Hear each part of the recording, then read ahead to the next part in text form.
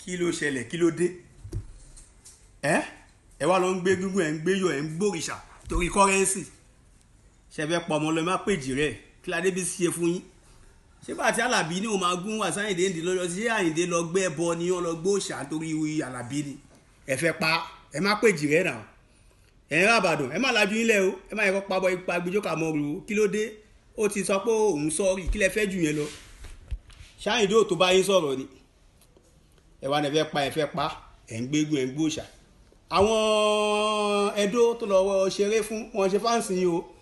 àwọn yẹn ti pín kò lẹ́yìn wọn ní sẹ́kọ́ńsì làwọn ń bá lọ kò ṣẹ̀yìn lórí òótọ́ ọ̀rọ̀ tó sọ ẹ fàdébí sílẹ̀ o wọ́n nìlà fún yín orí ẹlẹ́bọlẹ́bọ ń lọ o orí lépèlépè ń lọ o èjìrè ò ṣe sáàsì o ẹ fàdébí sílẹ̀ o ẹ̀yin Ìbàdàn ẹ má yẹ kó pamọ́ yín lọ́wọ́ o kò jù bẹ́ẹ̀ lọ wọ́n nìlà wá fún. Kindly subscribe to our YouTube channel, Ohun FM Lagos. Bye.